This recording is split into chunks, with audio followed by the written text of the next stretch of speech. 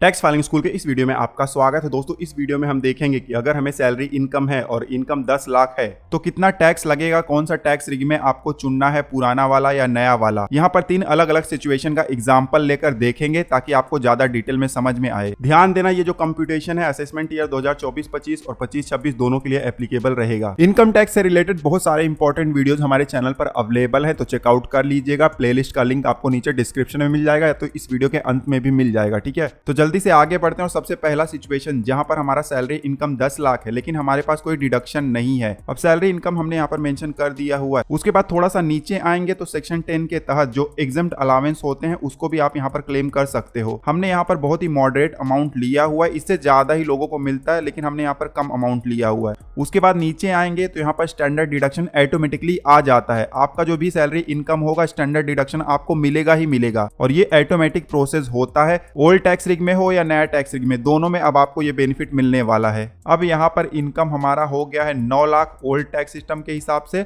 और 9.5 लाख नए tax system के हिसाब से। अब इसके ऊपर कितना टैक्स लगेगा ओल्ड टैक्स सिस्टम के हिसाब से अगर हम देखें तो 9 लाख यहाँ पर हमारे पास सैलरी इनकम है, तो ओल्ड टैक्स सिस्टम के हिसाब से यहाँ पर आपको टैक्स लायबिलिटी बन रहा है लगभग 96,000। और अगर नया टैक्स सिस्टम के हिसाब से देखें तो यहाँ पर आपको टैक्स लायबिलिटी बन रहा है लगभग 54,000। तो अगर इसको हम ओल्ड टैक्स सिस्टम से कंपेयर करेंगे तो यहाँ पर बहुत ही बड़ा डिफरेंस है। नए टैक्स सिस्टम में आपको बहुत ही ज्यादा कम टैक्स लग रहा है जबकि पुराने में बहुत ज्यादा लग रहा था। अगर आपके पास डिडक्शन वगैरह नहीं है तो नया टैक्स सिस्टम आपके लिए ज्यादा बेनिफिशियल हो सकता है। इनकम टैक्स कैलकुलेशन के लिए हम यहाँ पर अपने कैलकुलेटर का इस्तेमाल करने वाले हैं, जहां पर 1 मिनट के अंदर कैलकुलेशन हो जाएगा, लेकिन यहाँ पर थोड़ा एक्सप्लेन भी करना है तो थोड़ा सा समय लगेगा। ये कैलकुलेटर अगर आपको डाउनलोड करना है तो लिंक आपको नीचे डिस्क्रिप्शन में मिल जाएगा, चेकआउट कर सकते हो। और ये किस तरीके से काम करता है उसका भी सेपरेट वीडियो हमने बनाया हुआ है, उसका लिंक भी आपको नीचे डिस्क्रिप्शन में मिल जाएगा। अब एक दूसरा सिचुएशन हम यहाँ पर मान लेते हैं, हमारे पास सैलरी इनकम तो है ही 10 लाख का,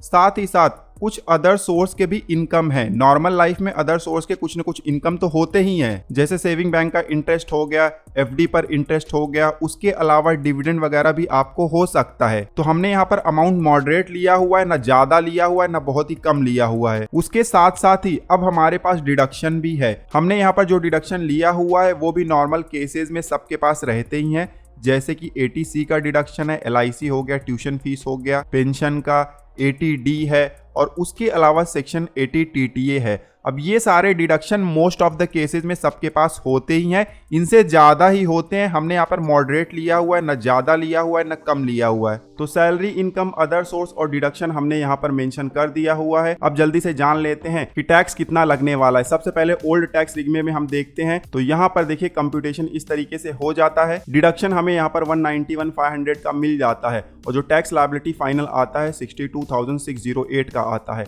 नए टैक्स सिस्टम में देखेंगे डिडक्शन यहाँ पर लिमिटेड मिला हुआ है लेकिन टैक्स रेट कम है, जिसकी वजह से हमारा टैक्स लायबिलिटी यहाँ पर कम दिखाई देता है, 51,480 ही है। तो इस सिचुएशन में भी जो नया टैक्स सिस्टम है वो हमारे लिए ज्यादा यूजफुल हो जाता है अगर हम कंपेयर करें ओल्ड टैक्स रिग में से। अब एक तीसरा सिचुएशन भी हम थोड़ा सा डिस्कस कर लेते हैं, जहाँ पर सैलरी इनकम, अदर सोर्स और डिडक्शन तो है ही, साथ साथ हमारे पास होम लोन भी है। तो होम लोन अगर है तो उसके इंटरेस्ट का क्लेम हम ले सकते हैं और प्रिंसिपल अमाउंट को भी हम डिडक्शन में दिखा सकते हैं। यहाँ पर 2 लाख तक का क्लेम तो आप ले सकते हो लेकिन हमने 1.5 लाख ही लिया हुआ है। और उसी के साथ साथ सेक्शन 80C में हमने यहाँ पर प्रिंसिपल अमाउंट भी ऐड किया हुआ है 75,000। इसका मतलब है 20-22 हजार का होम लोन का इंस्टॉलमेंट अगर होगा तो इस तरीके से काम कर जाएगा। ठीक है, तो सैलरी भी है, हाउस प्रॉपर्टी में इंटरेस्ट भी है, अदर सोर्स भी है, डिडक्शन भी है। तो अब ओल्ड टैक्स रिग में कितना टैक्स लायबिलिटी आएगा यहाँ पर आप देख सकते हो। सैलरी है, इंटरेस्ट का भी यहाँ पर बेनिफिट मिल गया, अदर सोर्स है और उसके अलावा डिडक्शन का भी बेनिफिट हमें मिल गया। टैक्सेबल इनकम यहाँ पर 5,38,000 के आसपास आ रहा है।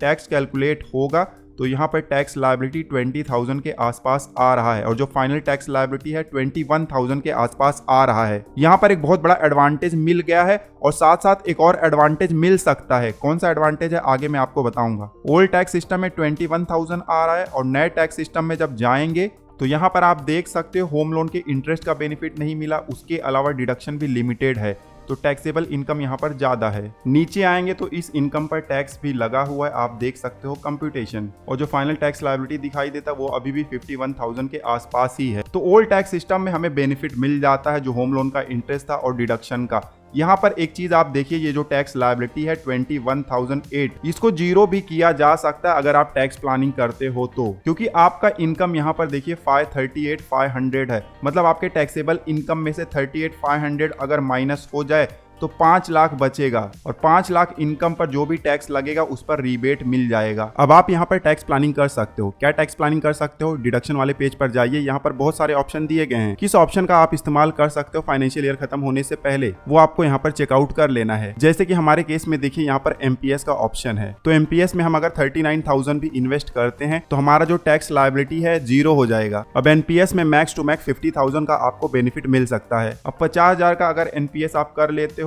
तो इसका बेनिफिट आपको ओल्ड टैक्स सिस्टम में मिल जाता है। जो डिडक्शन था ज्यादा हो गया, आपका टैक्सेबल इनकम यहाँ पर 5 लाख से कम हो गया। यहाँ पर टैक्स तो कंप्यूट हो गया है 11,900 रुपए, लेकिन रीबेट भी यहाँ पर मिल गया है, तो टैक्स लायबिलिटी आपका बिल्कुल जीरो हो जाता है। अब जल्दी से एक बहुत ही इंपॉर्टेंट टॉपिक के बारे में बात कर लेते हैं। काफी लोगों को लगता है कि नए टैक्स सिस्टम में 7 लाख तक का छूट है, 7 लाख तक की इनकम पर कोई टैक्स नहीं लगेगा, लेकिन हकीकत में ऐसा बिल्कुल नहीं है। नए टैक्स सिस्टम में भी बेसिक एग्जेम्पशन लिमिट 3 लाख का ही है। बेनिफिट कब मिलता है? जब आपका टोटल इनकम 7 लाख या उससे कम है, तब उसके ऊपर टैक्स कैलकुलेट होता तो है, लेकिन सेक्शन 87A के तहत रिबेट मिल जाता है 25,000 तक का। बट जैसे ही आपका टोटल इनकम 7 लाख से 1 रुपया भी ऊपर जाता है, आपको छूट नहीं मिलता है। बेसिक एग्जेम्पशन लिमिट 3 लाख का ही है, उसके ऊपर जो भी अमाउंट होगा टैक्स लग जाएगा। जैसे कि ओल्ड टैक्स सिस्टम में देखिए छूट सिर्फ 2.5 लाख का ही है, लेकिन 5 लाख से जैसे ही इनकम नीचे आता है, यहाँ पर रीबेट मिल जाता है सेक्शन 87A का। तो ओल्ड टैक्स सिस्टम में आपको मैक्सिमम 12,500 तक का रीबेट मिलता है, लेकिन नए टैक्स सिस्टम में आपको 25,000 तक का रीबेट मिल जाता है, इन केस अगर आपका टैक्सेबल इनकम 7 लाख या उससे कम है तो। ठीक है, तो इस तरीके से आप इनकम टैक्स कंप्यूट कर सकते हो। अलग अलग सिचुएशन में